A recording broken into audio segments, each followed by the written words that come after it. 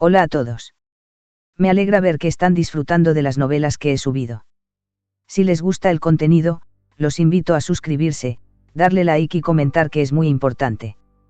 Su apoyo me motiva a seguir creando vídeos y subir más capítulos. Entre más likes y suscripciones reciba, más rápido podré publicar las siguientes novelas. También quiero agradecer a los que comentan y me dan consejos. Estoy tratando de mejorar poco a poco con su ayuda. Gracias. Esta novela, así como sus personajes, no me pertenecen, créditos a su respectivo creador. Renací como un gobernador planetario en Warhammer 40K. Capítulo 151, el sello de sangre del emperador. De hecho, se trataba de un tesoro más valioso que un planeta, mucho más allá, de hecho. Si se usara sabiamente, su valor sería incalculable. El pergamino incrustado en la losa de piedra era una orden de comerciante independiente, una credencial que significaba el linaje y los derechos de una dinastía de comerciantes pícaros. Si bien el término comerciante deshonesto puede evocar imágenes de comerciantes, eran mucho más que simples comerciantes. En esencia, los comerciantes renegados eran conquistadores, corsarios y exploradores de la galaxia. Prosperaron con la aventura, la exploración y la promesa de riqueza, descubriendo tesoros antiguos mientras exploraban nuevos mundos para el imperio. Solo las máximas autoridades del imperio, como la Inquisición o los altos señores de Terra, podían juzgar sus acciones. Ninguna otra organización tenía derecho a arrestarlos o juzgarlos. Esto otorgó a los comerciantes independientes un grado de libertad y autoridad sin precedentes. Pero su camino estaba plagado de peligros. Como pioneros en empresas de alto riesgo, se enfrentaban constantemente al combate y al peligro. Por lo tanto, un comerciante renegado requería barcos poderosos, coraje inquebrantable y una buena dosis de suerte para sobrevivir, o arriesgarse a la aniquilación. Y lo que es más importante, necesitaban una orden de comercio, la fuente de su autoridad y la posesión más preciada de su dinastía.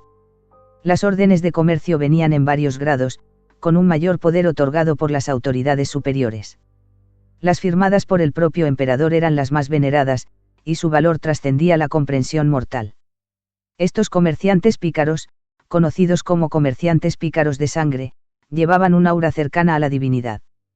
Estas órdenes eran a menudo hereditarias, pasando de generación en generación para formar antiguas dinastías de comerciantes pícaros. Muchas de estas dinastías habían acumulado una inmensa riqueza durante milenios, convirtiéndose en gobernantes autónomos de territorios lejanos lejos de la tierra sagrada. Mientras nominalmente juraban lealtad al emperador, gobernaban como entidades casi soberanas en sus dominios. Su influencia era tan profunda que los comerciantes independientes incluso ocupaban un asiento en los altos señores de Terra, el consejo gobernante del imperio. Los comerciantes renegados estaban entre los pocos a los que se les permitía negociar y comerciar con senos.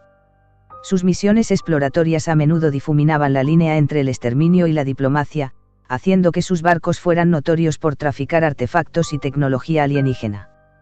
Este comercio, aunque ilegal, prosperó debido a la abrumadora demanda. Los nobles imperiales codiciaban los objetos raros de los senos, los gobernantes buscaban armas alienígenas para su supresión y el Adeptus Mechanicus deseaba la tecnología de los senos para la ingeniería inversa. Todos se beneficiaron. Los comerciantes deshonestos se hicieron más ricos. Los nobles ampliaron sus colecciones. Los gobernantes adquirieron poderosas herramientas de opresión. El Mechanicus avanzó en su arsenal tecnológico. Un ganar-ganar para todos, excepto para los senos.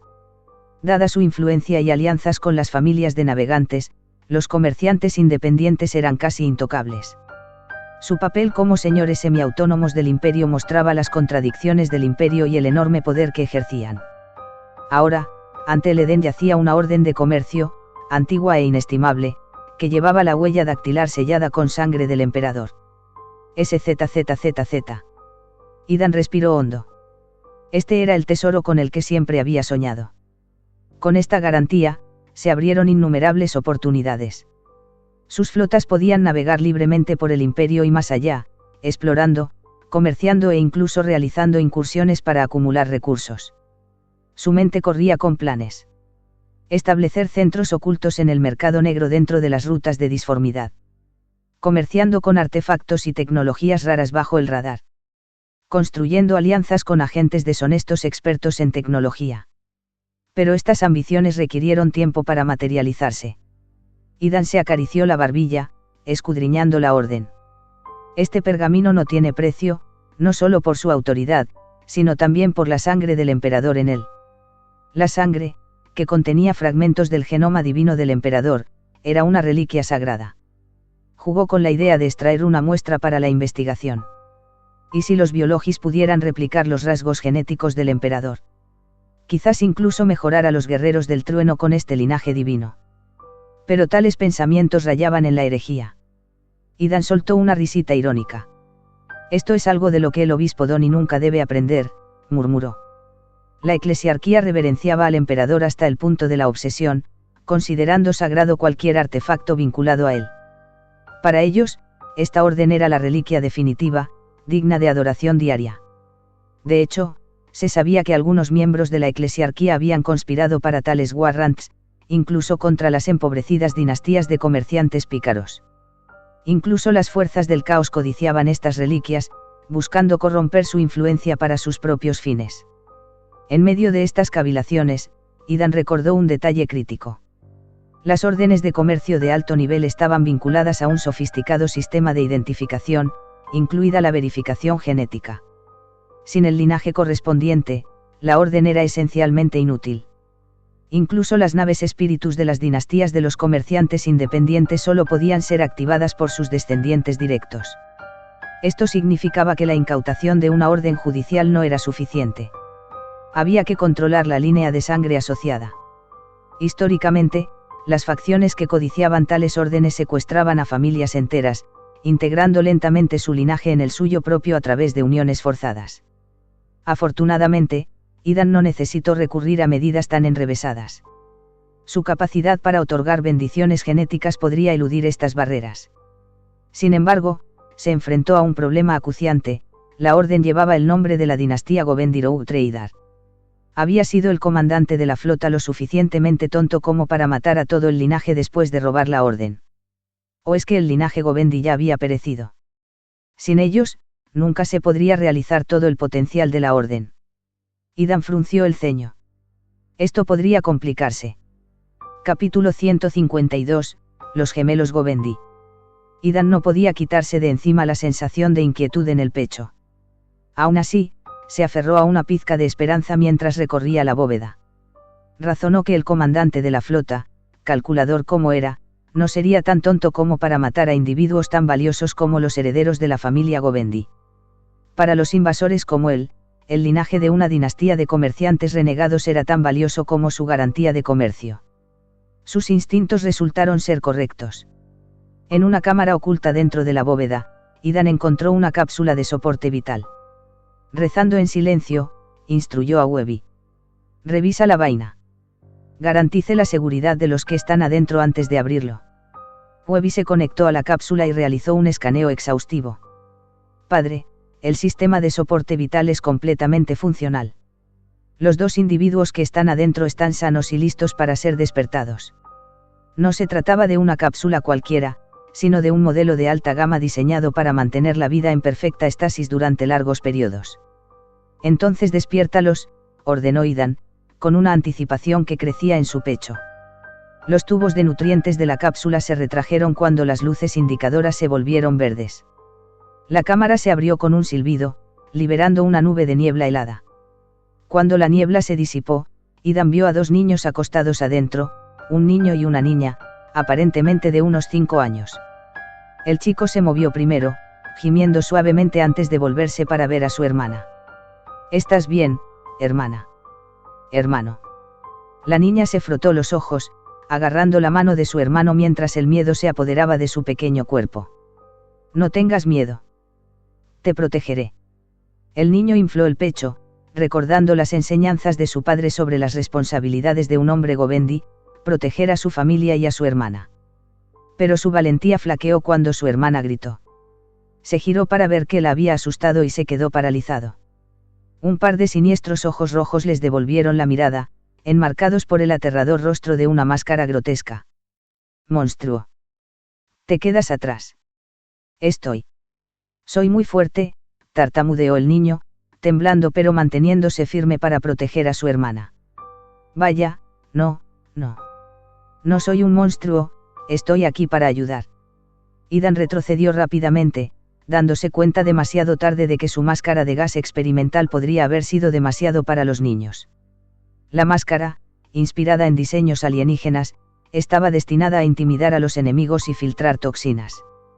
Pero en esta situación, era claramente contraproducente. Idan se quitó rápidamente la mascarilla, la tiró a un lado y ofreció a los niños su cálida sonrisa característica, gentil y acogedora. ¿Ves? No soy un monstruo. No tengas miedo. He derrotado a los malos que te capturaron. Ahora estás a salvo. Los niños miraron fijamente a Idan, su miedo disminuyó gradualmente a medida que asimilaban su aparición. Con su cabello oscuro, rasgos afilados y ojos amables, Idan irradiaba un encanto casi de otro mundo, un carisma realzado por su aura divina. ¿De verdad no eres un mal tipo?, preguntó el chico con cautela, todavía nervioso pero claramente menos hostil. Por supuesto que no. Parezco un chico malo. Idan se enderezó, exudando confianza. Los niños intercambiaron miradas y negaron con la cabeza al unísono. En ese momento, sus estómagos gruñeron al unísono, rompiendo la tensión. La niña se agarró el vientre, haciendo pucheros. Hermano, tengo tanta hambre. El estómago del niño volvió a gruñir y se sonrojó de vergüenza. Idan se rió entre dientes y chasqueó los dedos, convocando una esfera flotante de almacenamiento de alimentos a su lado. La esfera se abrió, revelando una selección de platos recién preparados, que van desde salados hasta dulces. Estos manjares, elaborados por los mejores chefs de Spire, se veían y olían como si acabaran de ser hechos. Los niños miraron, con los ojos muy abiertos, como el aroma llegaba a sus narices. ¿Quieres algo de comer?, preguntó Idan, recogiendo un bollo humeante. Este es realmente bueno. La muchacha vaciló, su educación como noble la frenaba. Pedir comida se sentía inapropiado. Finalmente, murmuró, ¿Puedo tomar un poco, señor? Por supuesto. Idan sonrió cálidamente. Pero primero, hay que ser educado. Llámame tío. La niña vaciló antes de decir en voz baja, tío. Eso es mejor. Los niños educados son los mejores, dijo Idan, entregándole el moño y acariciándole la cabeza. Come despacio, de acuerdo. No te ahogues. Volviéndose hacia el niño, Idan levantó una ceja. El muchacho estaba claramente dividido entre su orgullo y su hambre. Yo también quiero uno, tío, soltó finalmente, tragándose su orgullo a cambio de comida. Buen chico. Idan se rió, alborotando el cabello dorado del niño antes de entregarle un moño. También les proporcionó jugo de frutas, observando con satisfacción cómo los dos comían vorazmente. La comida y el comportamiento afable de Idan funcionaron de maravilla. Los niños se encariñaron con él rápidamente, llamándolo tío con una familiaridad cada vez mayor.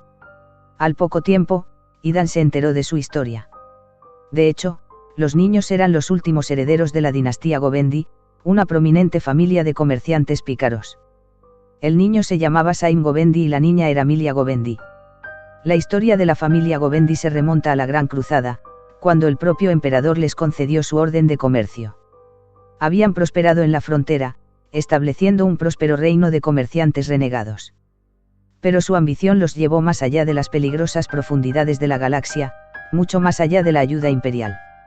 Sus vastas riquezas y posesiones acabaron atrayendo a los tiránidos. 2 flotas colmena arrasaron sus territorios, aniquilando sus mundos y obligando a los supervivientes a huir hacia el espacio imperial. En su viaje, fueron emboscados por bandas de guerra del caos, que saquearon y masacraron a los restos de Govendi que huían. La familia apenas se aferró a la supervivencia, siendo su orden de comercio el único tesoro que les quedaba. Escondidos en el sector, intentaron reconstruir en secreto, pero el desastre volvió a golpear. La flota tributaria del gobernador del sector descubrió su presencia. Con el pretexto de los impuestos, el comandante de la flota saqueó las posesiones de la familia y descubrió su secreto. Para asegurarse el tesoro para sí mismo, el comandante mató a casi todos los miembros del linaje Govendi, perdonando solo a los gemelos.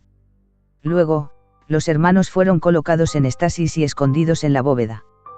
Mientras contaban su desgarradora historia, los ojos de Saim ardían con lágrimas de rabia, mientras Milia se aferraba a Aidan, sollozando incontrolablemente. Aidan los consoló a ambos, dejándolos llorar hasta que sus emociones se agotaron. Una vez que se hubieron calmado, los miró a los ojos y preguntó solemnemente: ¿Quieres venganza? Sí. Dijo Saim con firmeza, con su pequeño rostro lleno de determinación. Como hombre de la familia Govendi, no me rendiré, no importa lo difícil que se ponga. Bien, respondió Aidan, tomándoles las manos. El tío te ayudará a vengarte. Con eso, los sacó de la bóveda. Capítulo 153, el fastuoso baile de los baños. La puerta de la celda se abrió. Un interrogador entró, aseguró las restricciones al comandante de la flota y lo condujo a la cámara de interrogatorios. Sentado en la silla de tortura mecánica, una leve y fría sonrisa se deslizó por el rostro aterrorizado del comandante de la flota. Sabía que el maldito gobernador planetario vendría a por él de nuevo. El comandante de la flota era plenamente consciente de su inevitable muerte.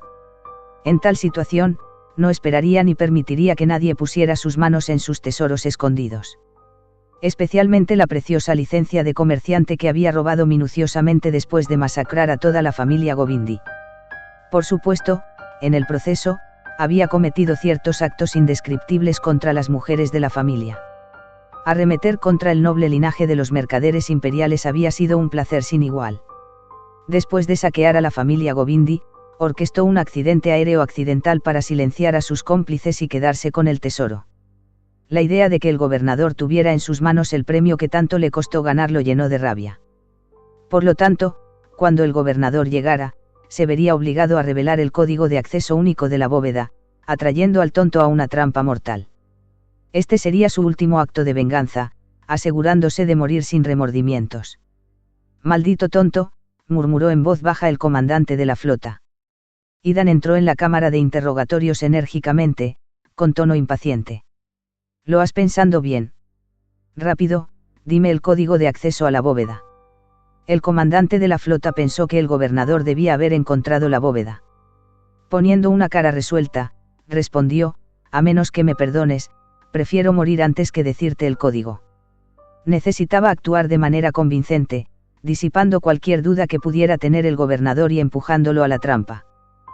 Perdón. Se burló internamente. En manos de su enemigo, su vida pendía de un hilo.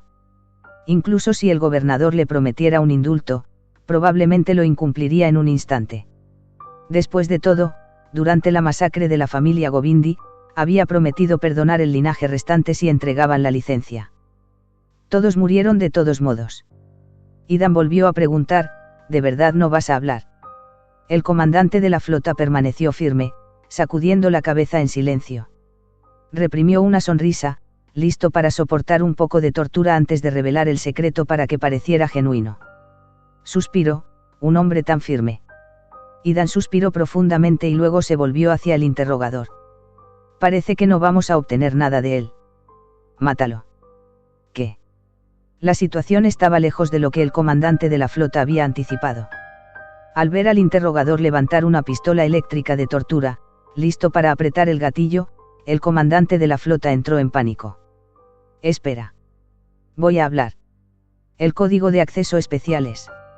No quiero escucharlo. Aidan interrumpió fríamente, haciendo un gesto al interrogador para que amordazara al comandante de la flota. No entendía, ¿por qué? Había perdido la cabeza el gobernador. Abrumado por el miedo a la muerte, las lágrimas y los mocos corrían por el rostro del comandante de la flota. Luchó desesperadamente, pero no le salieron las palabras. El arrepentimiento lo consumía. ¿Por qué no había revelado el código de acceso antes? Aidan sonrió con frialdad. Incómodo, no. Bien. Ese es el punto. Había estado jugando todo el tiempo. Aidan ya conocía el plan del comandante de la flota: usar el código de acceso para tender una trampa. Sin que el comandante de la flota lo supiera, la bóveda ya había sido vaciada. Aidan se acercó. ¿Quieres saber por qué? El comandante de la flota asintió furiosamente, desesperado por respuestas, incluso si eso significaba la muerte. Pero todo lo que obtuvo fue: no te lo voy a decir. Las luchas del comandante de la flota se volvieron frenéticas. Idan, sin inmutarse, se dio la vuelta y salió de la cámara.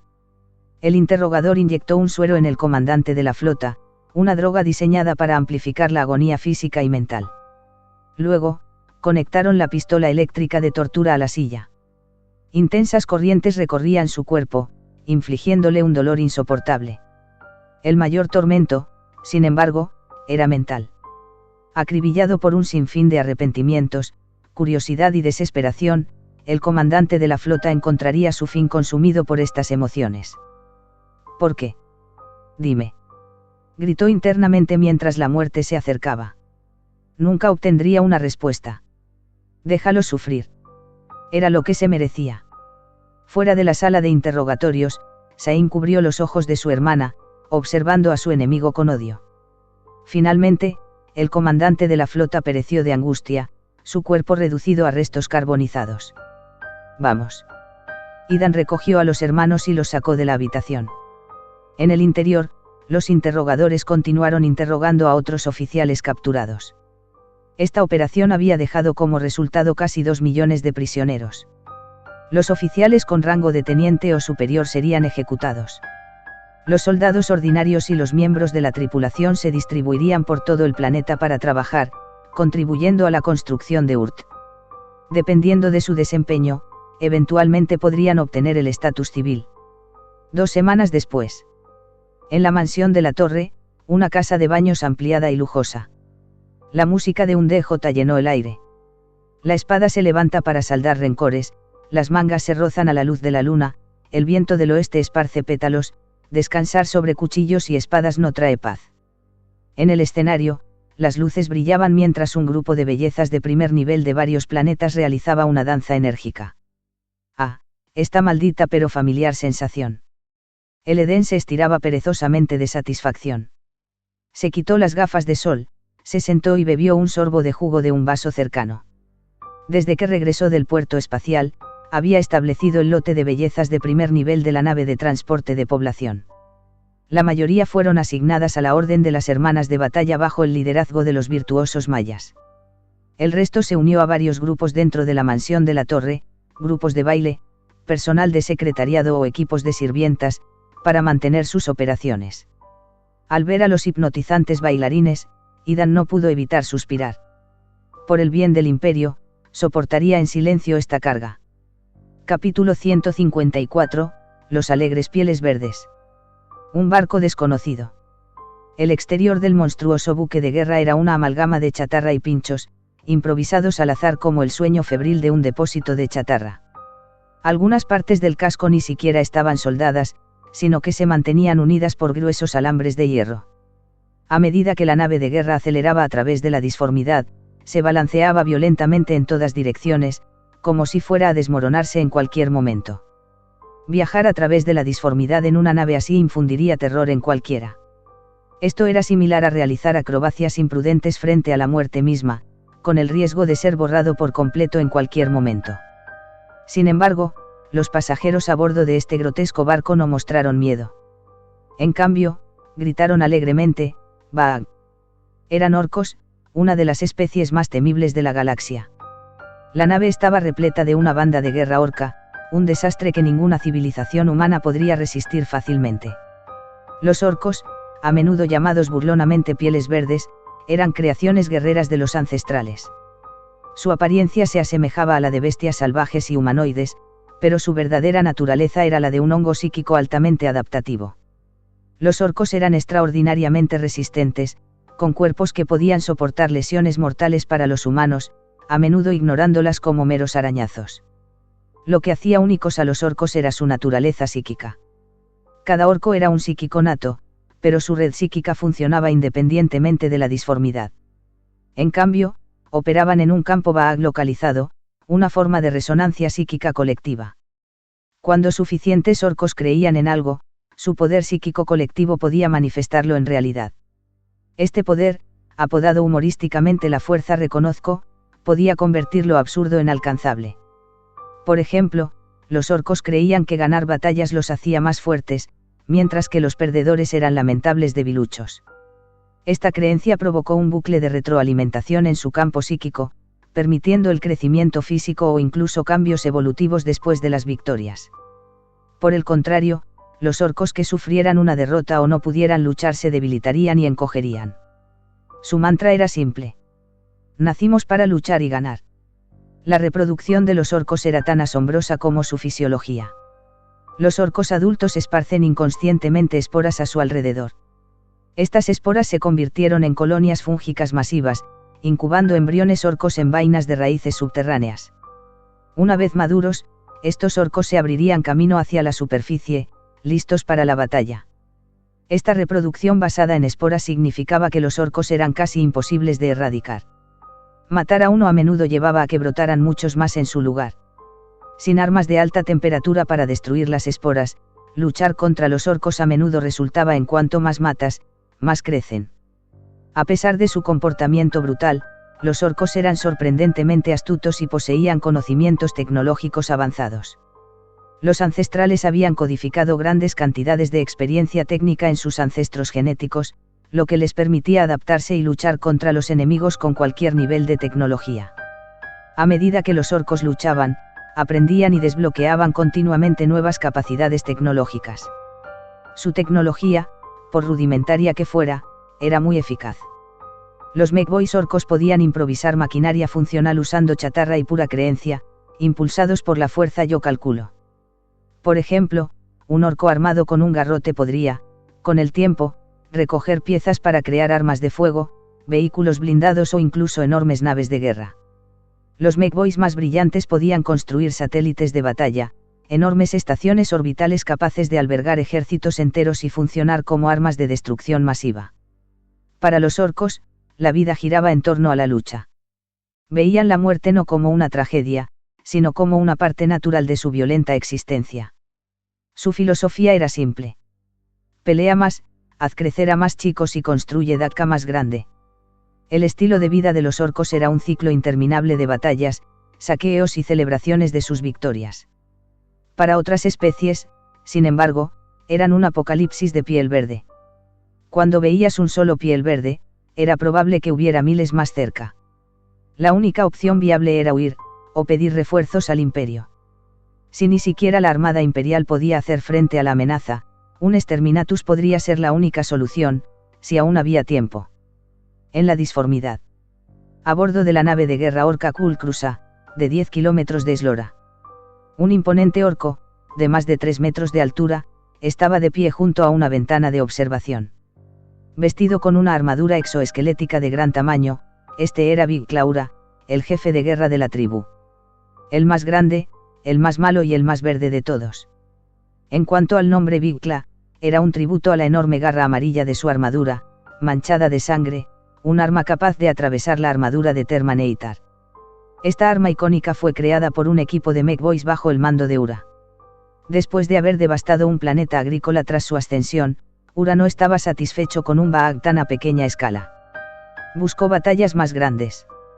Al frente de su banda de guerra, abordó el Kull Krusa y se embarcó en una épica cruzada Baag.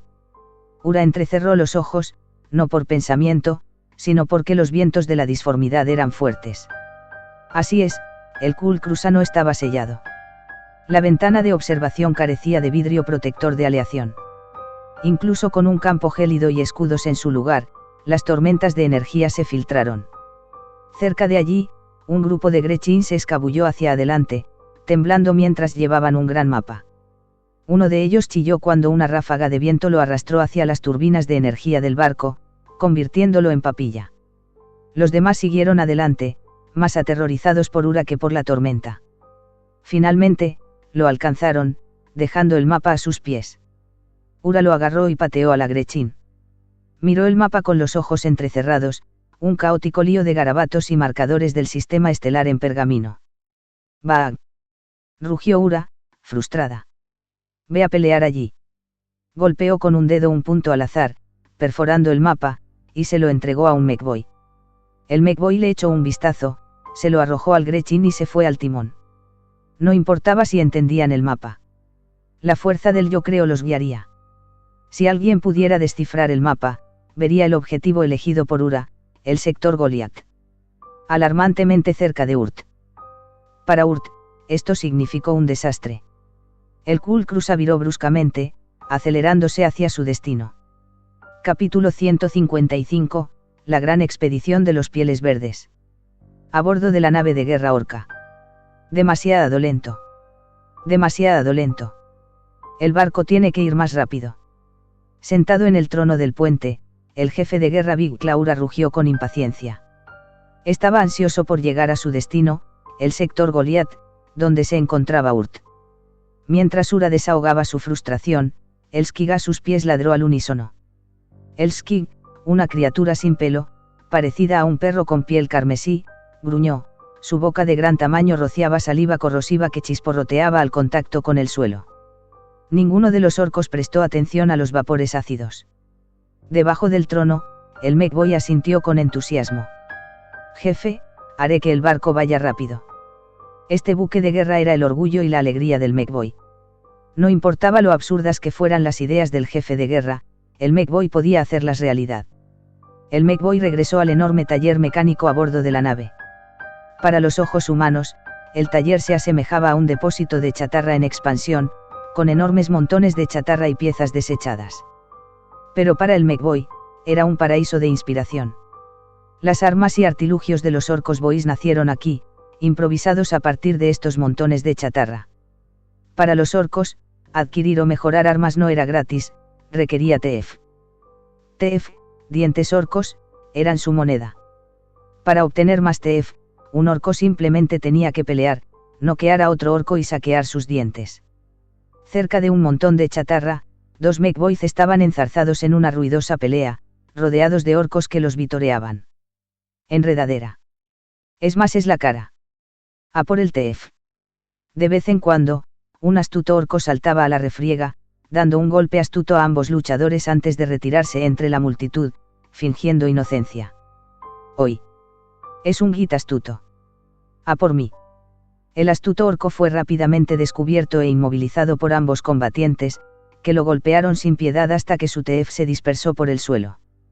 La visión de TF golpeando el suelo hizo que los orcos circundantes entraran en un frenesí, convirtiendo la pelea 1 a 1 en un caótico todos contra todos. Piezas de chatarra, martillos, garrotes e incluso trozos de metal volaban por todas partes. Cualquier cosa podía ser utilizada como arma, y los orcos destrozaban indiscriminadamente todo lo que se movía. Ni siquiera un Skig que dormía la siesta bajo el montón de chatarra se salvó. El desconcertado Skig aulló y huyó, con la cola entre las piernas, mientras era arrastrado al tumulto y golpeado con martillos. ¡Bah!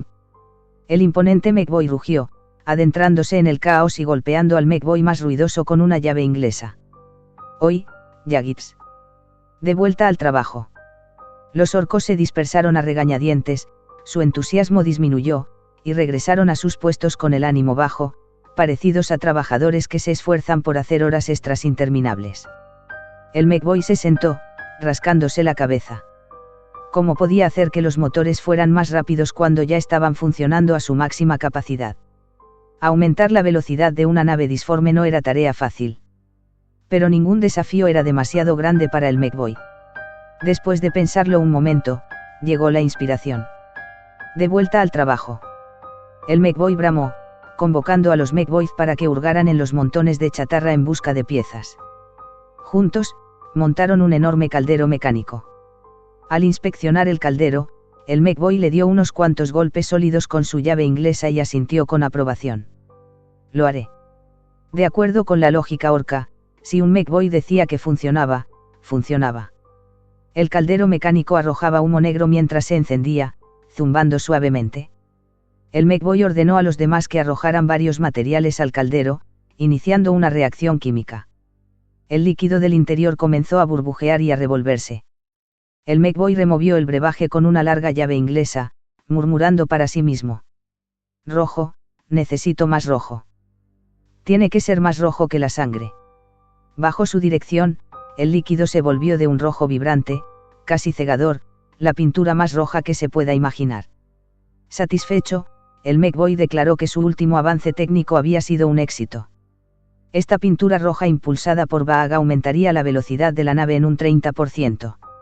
La pintura se vertía en grandes cubos y se llevaba a la sala de máquinas, donde los Mechboys la untaban sobre los motores.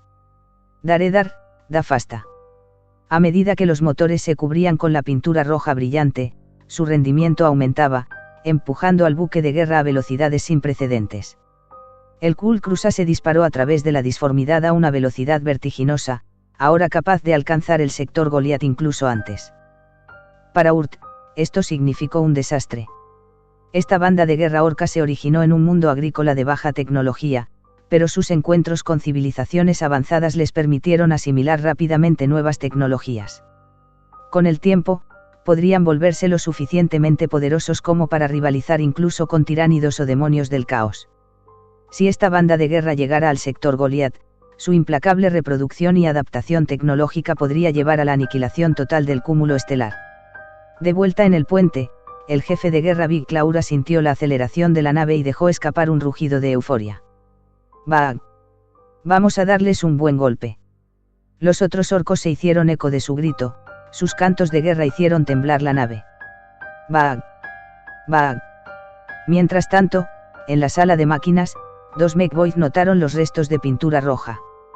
Rascándose la cabeza, recordaron que el jefe les había ordenado que lo usaran todo. Al ver el generador de campo gelular de la nave, su escudo protector de disformidad, se les ocurrió una idea. «Necesita rojo». Sin dudarlo, arrastraron el cubo y pintaron el generador de rojo brillante, cubriendo por completo su capa azul original. Sin que ellos lo supieran, mientras pintaban, tenues chispas púrpuras crepitaron a través del generador. Tenía un parecido sorprendente con la energía Warp. Capítulo 156, Bu. Ejército verde aniquilado. Dos Mechboys gruñeron mientras pintaban el motor de campo protector con capas frescas de pintura. Cuando se vació el cubo de pintura azul, símbolo de la suerte, la carcasa exterior del motor se cubrió por completo con una nueva capa roja, un color sinónimo de velocidad para los orcos. Bajo la influencia de esta pintura roja única, el motor del campo protector comenzó a funcionar a una velocidad aún mayor, y el campo de energía externo que rodeaba la nave brilló más intensamente. Sin embargo, ningún orco prestó atención a estos cambios. Después de terminar su trabajo, los dos Mechboys arrojaron sus herramientas y se apoyaron en la carcasa del motor para descansar. Pronto, se vieron envueltos en una acalorada discusión sobre quién era más fuerte, Gorko o Morko. Los orcos adoran a dos dioses, Gorko, que es brutal pero astuto, y Morko, que es astuto pero brutal. La diferencia clave radica en su enfoque. Mork te golpea cuando no estás mirando. Gork golpea más fuerte una vez que lo ves venir. Dado que los propios orcos a menudo no pueden distinguir entre los dos, tales debates con frecuencia terminan en peleas. Y así, los dos Mechboys comenzaron a pelear. Al principio, intercambiaron puñetazos en la cara. Luego, comenzaron a desmantelar componentes mecánicos cercanos para usarlos como armas improvisadas. Lucharon con gran entusiasmo. De repente. ZZZZT. El motor del campo protector chispeó violentamente con ráfagas de electricidad. Despojado de su afortunada capa azul, el motor quedó expuesto a las fuerzas corrosivas de las energías del Warp. Esta anormalidad interrumpió el duelo de los Mechboys. Aterrorizados, inmediatamente dejaron caer sus armas improvisadas y salieron corriendo de la sala de máquinas, con la intención de informar al gran Mech del problema. Pero ya era demasiado tarde. Antes de que pudieran salir de la sala de máquinas, el motor del campo protector emitió una columna de humo negro y se apagó por completo. ¡Guau! Con el motor fuera de línea, el campo protector que rodeaba la nave orca desapareció. Sin el escudo, la nave de guerra fue violentamente golpeada por las caóticas tormentas de energía de la disformidad. Peor aún, los puntos débiles en el casco del barco comenzaron a desgarrarse. Vaya. Los dos Mechboys fueron arrojados fuera de la nave, desapareciendo en la interminable disformidad. Las brechas desgarradoras en el casco provocaron que más y más orcos fueran expulsados, flotando indefensos en la extensión de la disformidad. Algunas piezas de la estructura de la nave de guerra, que aún transportaba orcos combatientes, fueron arrancadas y lanzadas al vacío. Aquellos que tuvieran la suerte de aterrizar en un casco espacial podrían continuar su existencia en otro lugar, pero muchos estaban condenados a perderse para siempre. Dentro de la nave, los orcos se aferraban desesperadamente a cualquier cosa estable, luchando contra la atracción de la tormenta para evitar ser expulsados. El buque de guerra gimió bajo la inmensa presión, acercándose al punto de ruptura. En el puente de mando de la nave, el líder orco, el gran Mek Dakla, clavó su enorme garra metálica en la cubierta para anclarse. Rugió furiosamente. Vaya. De repente, una luz apareció delante. Sí. El espacio se distorsionó a medida que la nave de guerra salía de la disformidad, volviendo a entrar en el espacio real. Ahora, a la deriva entre las estrellas de la galaxia, la maltrecha nave se detuvo.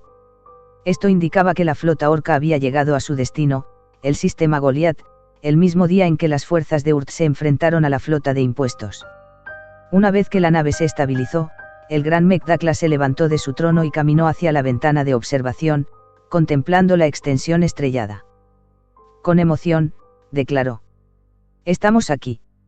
Los innumerables orcos de la nave estallaron en vítores ensordecedores, sus rugidos combinados hicieron temblar la nave.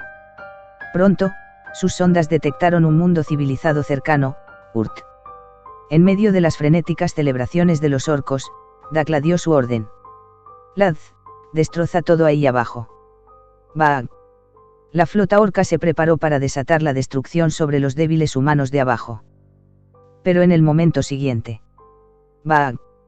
Dakla se quedó paralizado, abrumado por una intensa sensación de fatalidad inminente. Su cuerpo tembló y su escudo personal cobró vida. Un destello cegador de luz de plasma estalló en su visión. Desde la superficie de Urt, una ojiva de plasma salió disparada, cruzando millones de kilómetros en un instante para golpear la nave de guerra orca.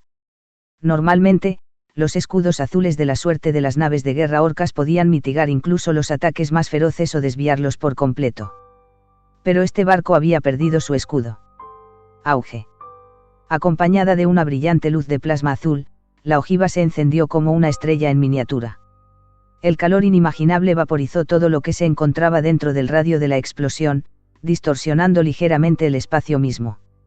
La ojiva, disparada desde el cañón Nova Sagrado de Cole, destruyó a la flota orca de un solo golpe accidental, sin dejar rastro de su existencia. A medida que el calor se disipaba, una sola garra metálica amarilla flotaba a través del vacío, flotando hacia un planeta primitivo. Medio mes después, Urt. Fuera de la prisión negra de la Inquisición, Cole salió tambaleándose, con sus brazos mecánicos flácidos, por el agotamiento. «Ese tiro valió la pena», murmuró, aunque su encierro le había enseñado a bajar el tono de sus payasadas. «Cole, eres libre de irte», dijo DeVille con frialdad, su tono inmutable. «A partir de ahora, estarás bajo una vigilancia más estricta». Cole puso los ojos en blanco, pero no respondió al hombre sin sentido del humor, murmurando para sí mismo sobre la opresiva Inquisición. Cuando Cole salió, su energía regresó. «Buh. El gran Cole es libre». Levantó las manos, y algunos apéndices mecánicos, hacia la Inquisición, apartándolos de encima. Pero al notar que DeVille lo miraba desde atrás, Cole rápidamente se retractó de su gesto y se rascó la cabeza tímidamente. No queriendo otra temporada en la prisión negra, sabiamente eligió retroceder. Por ahora. DeVille, sin embargo, no tenía tiempo para las payasadas de Cole. Los informes de rastros de caos en un Derive B-146 requirieron su atención inmediata. Cuando DeVille y su séquito armado partieron hacia su transporte, Cole sonrió y comenzó a enviar spam a los foros con anuncios de su regreso, desafiando a Moss a una competencia de bebidas y entregándose a su adicción reprimida a Internet. Poco después, le llegó la inspiración, sabía exactamente cómo utilizar esa herética tecnología de silicona para resolver un problema importante para el gobernador. Con sus planes establecidos, Cole sonrió. Es hora de recaudar fondos serios, o debería decir, explosiones de oro. Capítulo 157, Buenas noticias, Guilliman sigue dormido. Cole soltó una risita traviesa mientras marcaba el comunicador del gobernador. Una vez que se realizó la conexión. Hola, gobernador. Cole cambió instantáneamente a un tono condescendiente / de perrito faldero. Sí, tengo algo importante que contar. Cuando se trataba de conseguir fondos, Cole sabía que debía mantener una actitud respetuosa hacia su benefactor hasta que los fondos estuvieran asegurados. Al fin y al cabo, se trataba de profesionalismo. Oficina del gobernador, Spire State. Impresionante. Esta tecnología tiene un valor significativo. Asegúrate de entregar resultados rápidamente, le indicó la voz tranquila de Ethan a Cole. Con una leve sonrisa, agregó, la prisión negra no es un lugar agradable, ¿verdad? Te sugiero que tengas más cuidado en el futuro. Trata de no terminar allí otra vez. En el otro extremo, la confianza de Cole era palpable. No es nada. Solo una cárcel negra, nada que pudiera perturbar al gran Cole. En todo caso, estar en la prisión me dio la inspiración para esta idea perfecta. Los labios de Ethan se torcieron ligeramente mientras respondía, ya veo. No te preocupes, tendrás más oportunidades en el futuro. Cole se dio cuenta rápidamente del subtexto y retrocedió. Ah, no. Eso no es lo que quise decir, gobernador. Pero ya era demasiado tarde. Clic. Ethan terminó la llamada. Con su control total sobre Urt, Ethan había expandido enormemente la influencia del pequeño sol. Sin embargo, este era ahora el límite. El sistema de fe existente había sido aprovechado a su máximo potencial, y el crecimiento de la población llevaría años. Esto significaba que, a corto plazo, Urt ya no podía satisfacer las ambiciones de Ethan. Esta falta de crecimiento lo dejó sintiéndose vulnerable.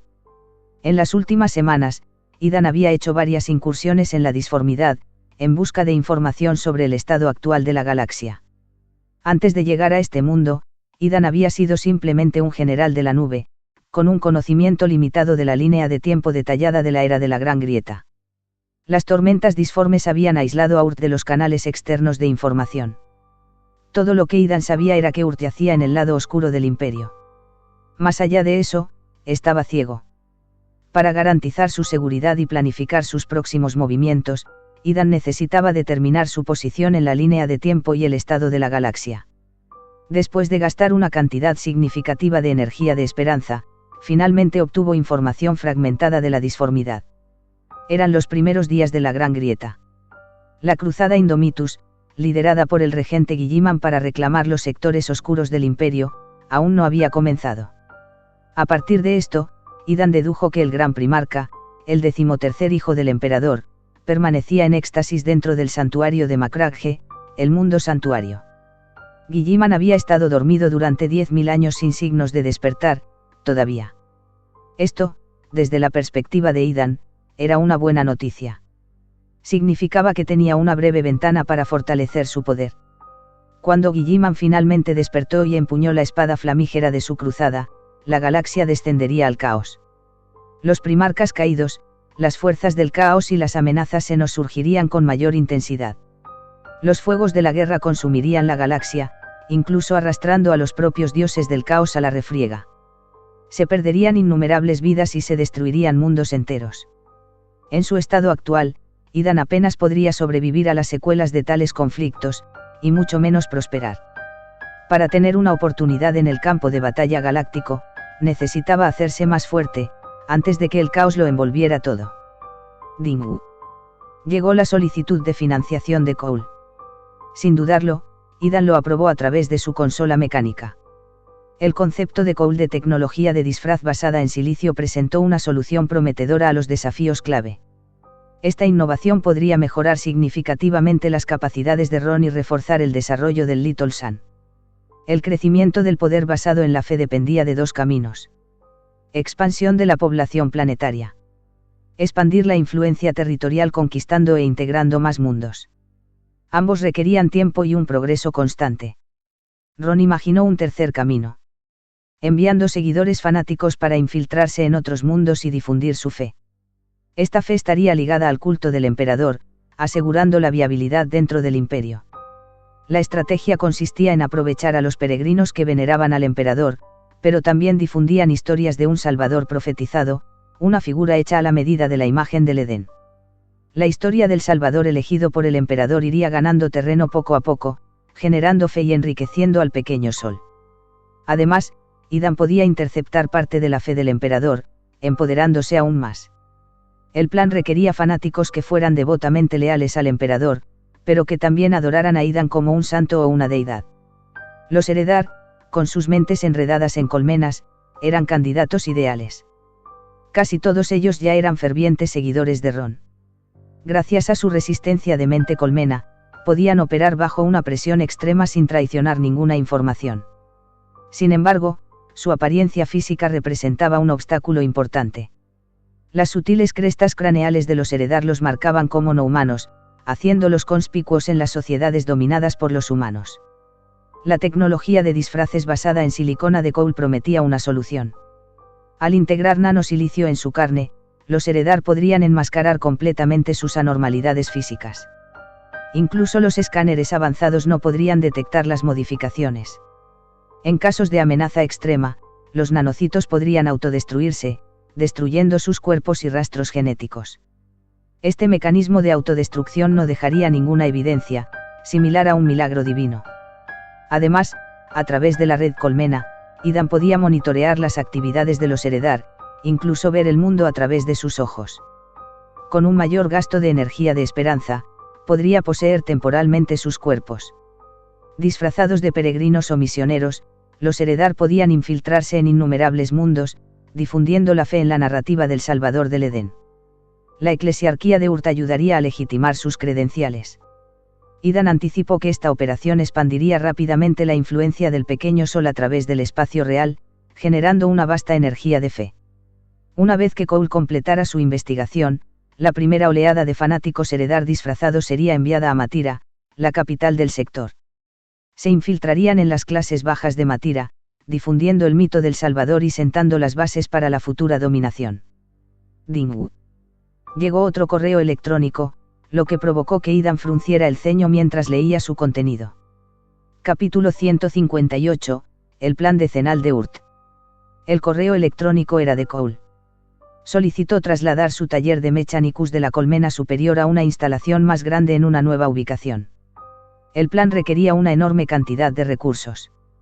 Mientras Idan revisaba la lista de recursos adjunta, se rió entre dientes. Cole clásico. Siempre empujando su suerte. Poco después, Cole llamó directamente, con la voz llena de halagos. Gobernador, revisó mi propuesta. El proyecto de tecnología de disfraces basada en silicona requiere equipos más avanzados, por lo que es absolutamente necesario construir un taller Mechanicus más grande. Cole tenía como objetivo asegurar una financiación masiva para su proyecto favorito. Lo estoy revisando, respondió Idan. Pero algunos de los recursos enumerados parecen poco realista. Déjame darte una sugerencia. Cole entró en pánico, pensando que esto significaba un recorte presupuestario. Su tono se volvió aún más adulador. Por favor, gobernador, soy todo oídos. Pero debo enfatizar que estas son instalaciones fundamentales esenciales, realmente no se pueden reducir más. Idan negó con la cabeza con una risita. Estás pensando demasiado en pequeño, Cole. Pides tanto. Eso no es suficiente. La próxima vez, no te molestes en presentar propuestas tan miserables, o tendré que reprenderte. Cole se sorprendió. Entonces, estás diciendo que debería. Pides más. En el pasado, las solicitudes de financiación eran una batalla. Cole tuvo que negociar, comprometerse e incluso inflar sus números iniciales para asegurar suficientes recursos. Para asegurarse de obtener lo que necesitaba, Cole a menudo duplicaba sus estimaciones. Incluso entonces, solo logró asegurar un poco más de lo que realmente necesitaba, ampliando gradualmente su taller. Idan suspiró. Por supuesto. Cole, déjame criticarte, ¿cómo puedes alcanzar la grandeza si eres demasiado tímido para pedir la financiación adecuada? Cole no tenía ni idea de cuánto excedente tenía Urt tras su última conquista. Una flota y recursos de varios planetas habían llenado todas las instalaciones de almacenamiento. El exceso de minerales se vertió cerca de las afueras de la colmena, formando una montaña literal de mineral refinado. Idan estaba ansioso por consumir estos recursos rápidamente y mejorar la fuerza de Urt. Con la campaña Matira en marcha, Urt por sí sola no podía conquistar la capital del sector. Matira era casi 3 veces el tamaño de Urt, con docenas de ciudades colmena y una población de billones de habitantes. Incluso con el acorazado clase Sueño, tomar la infraestructura bien defendida de Matira requería mucho más que una sola nave. El objetivo de Idan no era destruir a Matira, sino integrarla y gobernarla.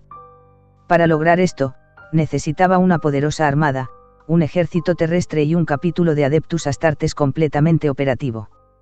Todo esto requirió una amplia infraestructura industrial, instalaciones de entrenamiento, fábricas de vehículos y plantas de fabricación de armas. La propuesta de Cole fue un paso en la dirección correcta. Con un movimiento de la mano, Idan no solo aprobó el plan de reubicación de Cole, sino que también aumentó significativamente los recursos solicitados. El taller de Cole había sido durante mucho tiempo una monstruosidad en la colmena superior. Chocaba con la estética arquitectónica de la colmena, arrojaba humo negro y experimentaba explosiones con frecuencia. Otras instalaciones de investigación plantearon riesgos similares para la seguridad y la estética. Por lo tanto, Idan asignó una vasta parcela de tierra cerca de la ciudad colmena para construir una ciudad del Omnisia para el Adeptus Mechanicus. Tanto Cole, el archimago de las máquinas, como Mos, el sabio de Biologis, serían trasladados allí, junto con todas las demás instituciones de investigación. Este enfoque centralizado mejoraría la gestión y facilitaría la colaboración. Deja que esos fanáticos de la tecnología jueguen a su antojo, pensó Idan. Las oficinas administrativas del Ministerio del Interior, el Departamento de Logística y la Inquisición también se establecerían en la nueva ciudad. Después de despedirse, Idan terminó la llamada con una simple instrucción.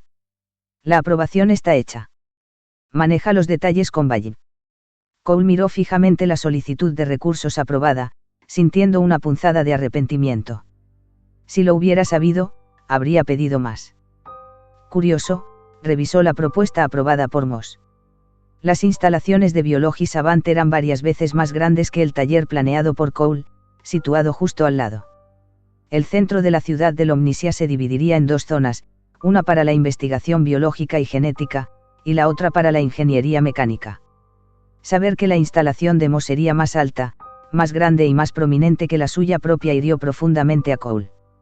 A pesar de todos sus años de cuidadosa acumulación de recursos, la única petición de Moss lo había superado. Cole gimió de frustración. Mi visión era demasiado estrecha. De vuelta en su oficina, Idan emitió más órdenes de reubicación a Valle. Además de los talleres y las instalaciones de investigación del Mechanicus, todas las fábricas y granjas de la colmena superior se trasladarían a zonas designadas en la colmena inferior. Estas instalaciones, originalmente construidas por necesidad durante la rebelión, ya no podían satisfacer las crecientes necesidades de Urt. Además, su proximidad a zonas residenciales dificultaba la gestión. Todas las fábricas y granjas se reconstruirían en la colmena inferior, lo que permitiría una administración unificada. Las zonas residenciales ordinarias como Black Coal Street también serían reubicadas. En el futuro, la colmena superior albergaría exclusivamente la finca de la aguja, sede del Ministerio del Interior, la eclesiarquía, la Inquisición y la Academia Leal, vivienda para funcionarios, aprendices de la Academia y ciudadanos nobles. La colmena superior experimentaría expansiones significativas y mejoras ambientales, que incluyen vegetación en toda la ciudad, arquitectura artística, jardines frente al lago. Eventualmente, cuando el pequeño sol se hiciera más fuerte, un tenue resplandor dorado envolvería la colmena superior, impregnándola con un aura de santidad divina. Esta transformación convertiría la colmena superior en un lugar sagrado, atrayendo recursos y reverencia de toda la galaxia. Con el tiempo, se convertiría en la ciudad de los sueños, un faro de poder, la máxima aspiración para innumerables almas y un paraíso en las estrellas. Estos planes formaban parte del plan decenal de Urt, una iniciativa integral para la construcción y el desarrollo del planeta. El objetivo era convertir rápidamente los vastos recursos de Urt en fuerza, permitiendo la conquista de las estrellas. Capítulo 159, la construcción de las Fuerzas Armadas. El plan decenal esbozó docenas de importantes proyectos de construcción, incluida la expansión de puertos espaciales, el establecimiento de astilleros y la construcción de instalaciones de fabricación de armas. Un aspecto crítico del plan era el desarrollo militar, que abarcaba fuerzas como la Guardia Imperial, el Adeptus Astartes, las Adeptas Auroritas, las tropas de asalto y la Armada. El capítulo del Adeptus Astartes, en particular, estaba progresando rápidamente. La investigación en ingeniería biológica se encuentra en sus etapas finales, con ensayos en humanos a pequeña escala para mejoras genéticas ya en marcha. El enfoque de Urt para la organización militar era mucho más eficiente que el del Imperio. En el Imperio, las instituciones militares funcionaban de forma independiente, cada una con sus propios procesos de reclutamiento, objetivos y logística. Esto creó ineficiencias y, en el caso de los capítulos de marines espaciales, fomentó una autonomía excesiva. Muchos capítulos actuaban como reinos independientes, con sus propios mundos natales y cadenas de suministro autosuficientes. Esta autonomía aumentaba la probabilidad de rebelión, como la historia había demostrado en repetidas ocasiones. Por el contrario, las Fuerzas Armadas de Urt estaban unificadas bajo el Departamento de Guerra, lo que garantizaba una coordinación sin fisuras y un apoyo mutuo. Cada división servía al propósito mayor de apoyar al Salvador, el Edén, con roles distintos en lugar de superioridad jerárquica. Esto agilizó la comunicación, centralizó el comando y eliminó las rivalidades interdepartamentales. Las principales fuerzas incluían tropas de asalto, fuerzas terrestres, comandadas por Herai. Flota de la Armada, fuerzas espaciales, comandadas por Case. Ángeles del Vacío, capítulo del Adeptus Astartes, liderado por Duke. Hermanas de Batalla, adeptas sororitas, lideradas por Maya. El personal auxiliar, como los sacerdotes eclesiarcales y los tecnosacerdotes del Mechanicus, se integraron en estas unidades según fue necesario. Con la estructura de mando en su lugar, Idan delegó las operaciones militares al Departamento de Guerra. Gestionaron todo de forma eficiente, lo que permitió a Idan centrarse en la planificación estratégica. Después de revisar sus informes, Idan señaló: las tropas de asalto se estaban expandiendo rápidamente, tanto en infantería estándar como en soldados de asalto de élite. La Armada, bajo el mando de Case, todavía estaba organizando personal y reacondicionando los buques de la flota de defensa fuera de servicio. Las Hermanas de Batalla, bajo el mando de Maya, estaban diversificando sus órdenes. Las nuevas órdenes no militantes incluían Orden de Curanderos, compuesta por cirujanos, médicos y enfermeras. Orden de Administración, asesorar y servir a funcionarios de alto rango, investigadores y familias nobles. Orden Lingüístico, especializado en la traducción de dialectos imperiales y en el estudio de las lenguas senos. Los Ángeles del Vacío, liderados por Duke, estaban experimentando mejoras genéticas. El progreso fue prometedor, con tasas de mortalidad notablemente bajas durante el proceso de aumento. Satisfecho con el progreso, Idan decidió dejar estas tareas a los expertos. El control de Idan sobre Urt no tenía parangón. A través de la red psíquica y el sistema de rangos ciudadanos, podía emitir órdenes con una eficiencia sin igual. Por ejemplo, Idan podría ordenar directamente a una obrera específica en la colmena inferior. La IA se aseguraría de que el pedido secreto se entregara discretamente. Este nivel de autoridad hizo que Eden se pareciera a una deidad, con todo el territorio doblegándose a su voluntad. Está bien, eso es suficiente trabajo por hoy. Después de revisar algunos documentos más, Idan se estiró y apagó su cogitador. Gobernador, tome el té de la tarde, anunció Linda, la criada principal, al entrar. Las sirvientas colocaron un lujoso juego de té sobre la mesa y luego se fueron, dejando que Idan se relajara. Los estándares culinarios de Spire State habían sido mejorados recientemente. Una granja dedicada ahora suministraba las frutas, verduras, carnes y especias más frescas, todas de una calidad excepcional. El Instituto de Agricultura refinó constantemente sus técnicas para producir cultivos y ganado más resistentes, de mayor rendimiento y más sabrosos. Linda estaba de pie detrás de Idan, masajeando suavemente sus hombros, su tarea favorita. Como sirvienta principal, Linda rara vez se preocupaba por el mundo exterior. Su universo giraba en torno a Spire State, un microcosmos que se sentía como una pequeña ciudad. La finca albergaba a decenas de miles de empleados cuidadosamente seleccionados, muchos de los cuales provenían de familias que habían servido a la finca durante generaciones. Para ellos, servir al Edén era un privilegio y un sueño cumplido.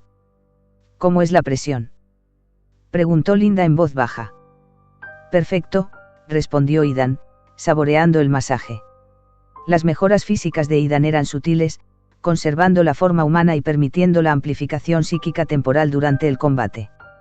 A diferencia de los primarcas, que llevaban armaduras engorrosas y a menudo sacrificaban los placeres humanos básicos, Idan eligió disfrutar de la vida.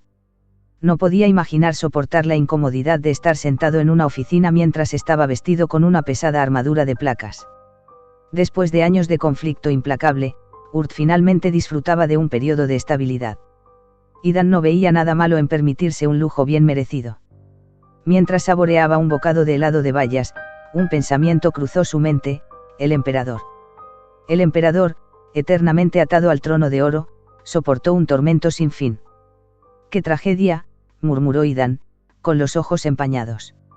Algún día, juró, encontraría una manera de liberar al emperador y ofrecerle el retiro que merecía. Idan tomó otro bocado de macarón y abrió una lata de refresco frío, especialmente desarrollado por el Instituto de Investigación de Alimentos. Se rió entre dientes, recordando los caóticos experimentos con carne de insectos y ganado. Las larvas parásitas que corrían por el laboratorio habían llevado a Idan a exigir un centro de investigación separado para tales proyectos. No quiero que los parásitos salten de mi refresco, pensó con un estremecimiento. Después de terminar su comida, Idan se recostó en el sofá por un rato antes de ponerse de pie. Es hora de dar un paseo. Decidió visitar la Academia Leal y observar el futuro de Urt. Capítulo 160, llámame el maestro de los 40K. Idan viajó en su aerodeslizador, pasando por majestuosas estatuas y edificios sagrados. A ambos lados de la carretera, los trabajadores plantaban flores, arbustos y árboles como parte de un enorme proyecto de paisajismo. Algunos de los imponentes árboles, de más de 10 metros de altura, requirieron maquinaria pesada para su plantación. Estos árboles eran productos del Instituto de Investigación Botánica y eran más que simplemente decorativos.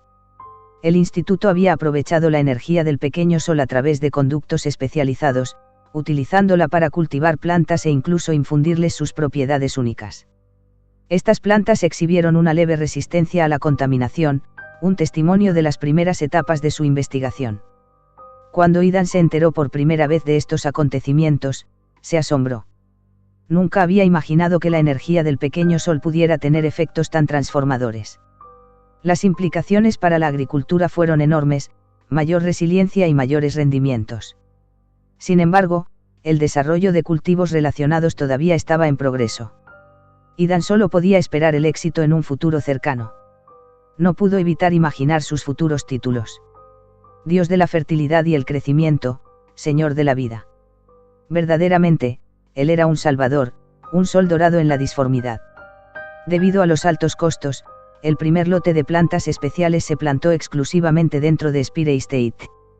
Poco a poco, se extenderían por toda la colmena superior y más allá. Esta iniciativa de paisajismo fue solo uno de muchos proyectos a largo plazo. A medida que el aerodeslizador aceleraba por la avenida Triumphal, pasó por debajo de un enorme arco de roca volcánica, una reliquia de color rojo intenso de una época pasada. Con decenas de metros de altura, el antiguo arco llevaba las marcas del tiempo. Sus orígenes se remontan a la era feudal antes del Imperio Gon. Más allá de Spire State, la ciudad se asemejaba a un sitio de construcción en expansión, con los sonidos de la maquinaria pesada llenando el aire. La transformación de la colmena superior estaba en pleno apogeo. Muchos edificios imponentes tenían marcas de demolición de color rojo brillante de varios metros de altura. Idan echó un vistazo a los letreros y reflexionó. La demolición es buena. Solía soñar con la demolición de mi vieja casa en ruinas. Ahora, después de pasar toda la noche jugando a Warhammer, aquí estoy. El proyecto de demolición encontró poca resistencia. Incluso las familias desplazadas de sus hogares no se quejaron, muchas estaban muy contentas.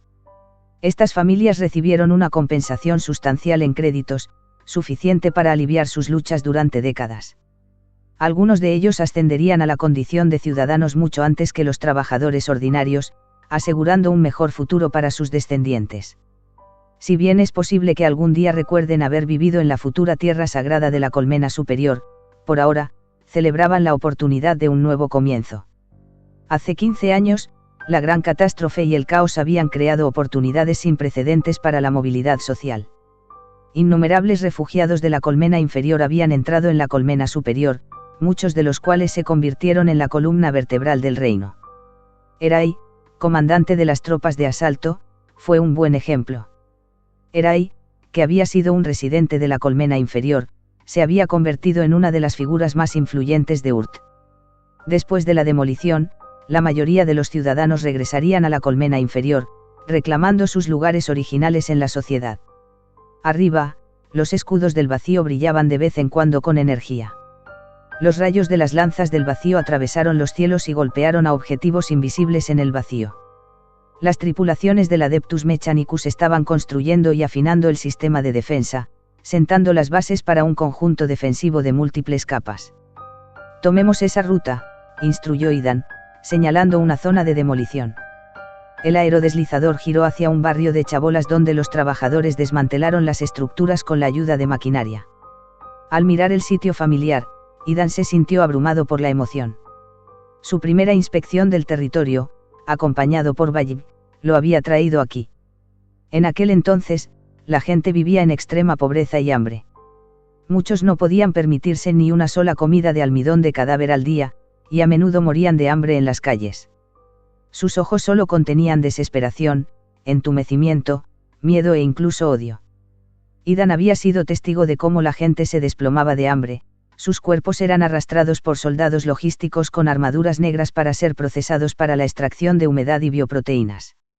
En ese momento, era incapaz de cambiar nada. Ahora, todo era diferente.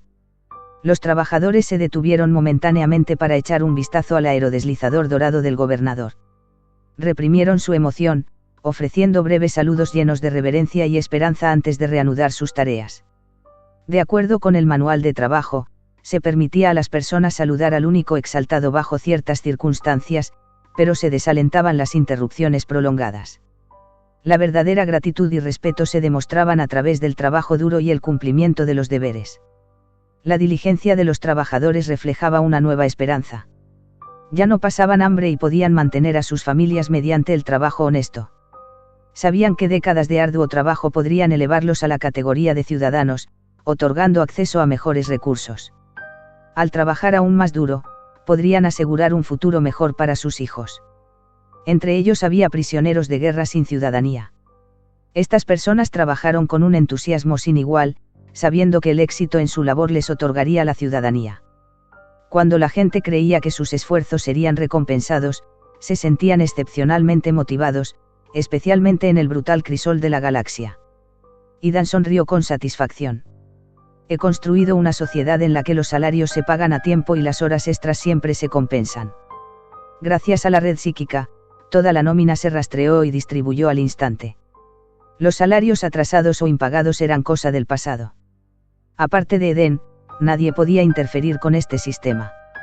Después de recordar por un momento, Idan ordenó al aerodeslizador que activara el modo de vuelo, acelerando hacia su destino. Pronto, el aerodeslizador llegó a la Academia Leal. Más allá de sus grandes puertas intrincadamente talladas, la mirada de Idan fue atraída por una magnífica estatua sagrada que se elevaba sobre el campus. Este es el final del vídeo. Si les gustó denle me gusta, no olviden suscribirse ya que muchas personas que ven mis vídeos no están suscritos, también comenten qué novelas les gustaría que subiera, eso me anima y ayuda a crecer el canal. Suscríbanse, suscríbanse, suscríbanse, suscríbanse.